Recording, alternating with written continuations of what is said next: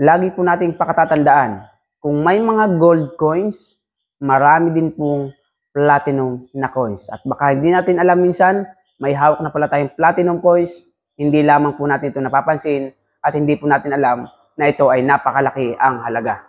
Lamang ang may alam.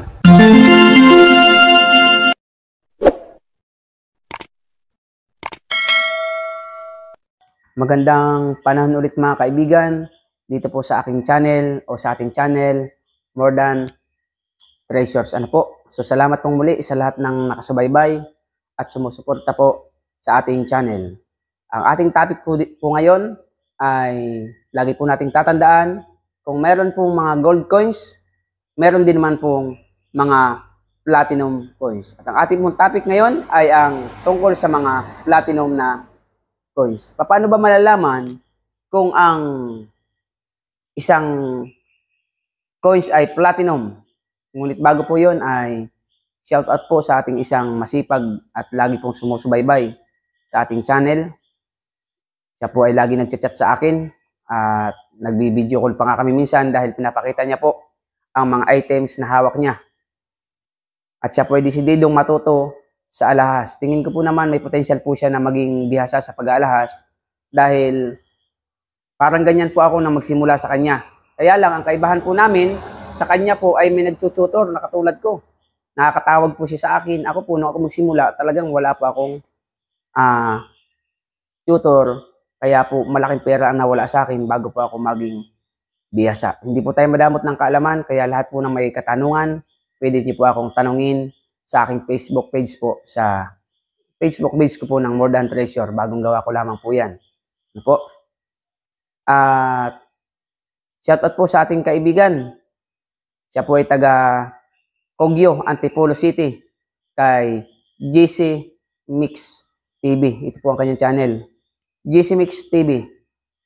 Tingin ko po magiging magaling sa alahas dahil meron po siyang asido. Ang sabi niya, umorder daw po siya sa online ng asido. Ngunit, paalala ko po sa inyo, yung in-order niya po sa online, hindi ko man nakikita. Medyo duda po ako sa tapang.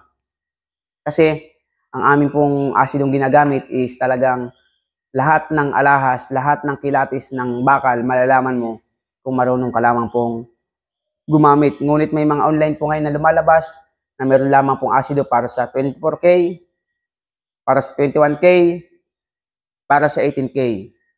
Sa tagal ko na po pag-aalas, ngayon ko lang nalaman yan, na ang alahas pala ay may kanya-kanyang asido. Iba palang asido ng 24K, iba palang asido ng 21K. Sapagat ang tunay pong alahero, isa lamang po ang hawak na acid. Lahat ng bakal, malalaman niya po kung siya ay marunong gumamit. Shoutout po sa ating kaibigan, kay GC Mix TV. So sa ating video po ito, pag-aaralan po natin, may ibibigay po ako sa inyo na 7 klase ng iba't ibang klase ng platinum. At kapag nakita niyo po ito, siyempre, makakabalato ako pag jumakpat po kayo.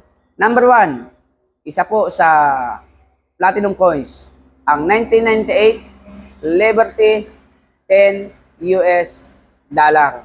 Ito po ay 10 US dollar Liberty na pagmamayari po ng, siyempre, United States of America. Ito po yan. Meron po siyang composition na 99.95% na platinum. Ang kanya pong timbang ay 3.112 grams. Ano po? Ibig sabihin, halos 3 gramo at 2 guhit. Pangalawa, ang 2016, 100 euro. Ito po yun. 100 euro, Republic of Austria. Ang kanyang composition po, 99.5% na platinum at ang kanya pong bigat ay 31.10 na grams. Pangatlo, 2015. Ang kanya pong taon ay 2015. Ano po? $50. Ano po? At siya po ay pagmamayari ng Canada. Ito po yan. Composition po siya ng 99.95% platinum. Ang kanya pong bigat ay, ang weight po niya, timbang, ay 1 ounce. Ano po ba yung 1 ounce? Ang katimbas po o katapat ng 1 ounce sa grams ay 28,395 grams. So, halos nasa, ano na po siya, 29 grams. Ano po? At ang pang-apat, ito po, ang 1986 Platinum Tiger. Composition po, 999.9% platinum. Talaga pong fine platinum po to. At ang kanyang bigat po ay walang pare-parehas. Iba't iba po. Wala pong kasiguraduhang timbang. Ngunit ito po ay platinum. Pang-anim, ito po, 1922 to 2010, Reserve Bank of India. Pagmamayari po ito ng Republic of India. Ano po? At ang kanyang composition po is 99.9 platinum. Fine din po yan. At ang kanyang bigat, wala din pong eksaktong pagkakapare-parehas. Ano po? At ang pang-pito, ito po, ang 1998 New Zealand Elizabeth II, $150. So, siya po ay composition ng 999.5 na platinum. Take note po ha, pagdating po sa usapang platinum coins, kalimitan po sa mga platinum coins, yan po ay may mga tatak. Ito po, tulad nito. Yan, platinum. Nakalagay din po dyan ang kanilang composition kung 999.9, 999.95%. Ano po? Ano ba ang inihahalo sa platinum bago gawing alahas? Tsaka na po natin pag-aralan yun. Basta ito ay about platinum po lamang. Okay? So, lagi po yung may tatak. At ngayon, paano po naman malalaman kung ang isang coins o isang alahas ay platinum kung wala pong tatak? Kailangan pa rin po niyan ng asido at ng bato. Kung ano pong process ng pagkikilatis ng gold, ganun din po ang platinum. Wala lang po akong hawak na platinum. Pag ako may hawak, i-video po natin ng aktual para po matuto kayong tumingin ng platinum kahit po walang tatak. Kasi kami mga lahero ay nakaka-encounter po talaga kami ng platinum, ngunit wala pong tatak. Ano po?